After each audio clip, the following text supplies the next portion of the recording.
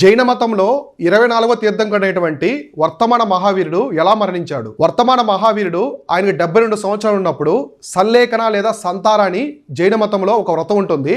ఆ వ్రతాన్ని ఆచరించి ఆయన మల్ల సామ్రాజ్య రాజధాని అయినటువంటి పావపురి అనే ఒక ప్రాంతం ఉంటుంది. ఆ పావపురిలో మల్ల సామ్రాజ్య రాజు అయినటువంటి షష్ఠిపాలుని ఇంట్లో చనిపోయాడు అనమాట. సో ఈ యొక్క సంతార అంటే ఏంటి? జైన మతంలో సల్లేఖన అని చెప్పేసి ఒక వ్రతం ఉంటుంది. దాన్నే సంతార అని కూడా అంటారు. దీని ప్రకారము ఇక చివరిలో వాళ్ళు చనిపోయే ముందు ఈ వ్రతాన్ని తీసుకుంటారు. ఈ వ్రతం ప్రకారము ఎటువంటి ఆహార పానీయాలు తీసుకోకూడదు అనమాట. ఆహారం తీసుకోకూడదు, ఎటువంటి పానీయాలు కూడా తీసుకోకూడదు. శరీరం మొత్తాన్ని కూడా శుష్కింపజేస్తారు. అంటే గాలిని ఆహారంగా తీసుకొని శరీరం మొత్తం కూడా ఎముకల గూడులు అయ్యేలాగా చేస్తారనమాట. చేసి అంటే దైవ ప్రార్థనలో ఉంటారు వాళ్ళందరూ కూడా. సో ఇలా చేసి చనిపోతారు.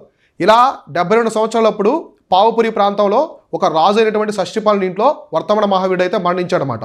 ఆయన 468 BCలో చనిపోయాడు. ఇలా జైన మతంలో చాలామంది ఆ వ్రతాన్ని తీసుకొని చనిపోయారు.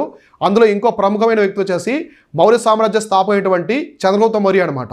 ఈయన కూడా కర్ణాటకలోని శ్రావణ బెల్గోళ ప్రాంతంలో ఈ యొక్క సల్లేఖన వ్రతాన్ని తీసుకుని చనిపోయాడు. ఆయన చనిపోయిన ప్రాంతాన్నే ఇప్పుడు మనం చంద్రగిరి అని చెప్పేసి పిలుస్తాం అనమాట. అక్కడ ఉంటుంది ఆ ప్రాంతం అనేది. సో ఇలా సల్లేఖన వ్రతం తీసుకొని వర్తమాన మహావీరుడు అలానే ఈ యొక్క చంద్రగుప్త మౌర్య కూడా చరిత్రలో చనిపోయారు.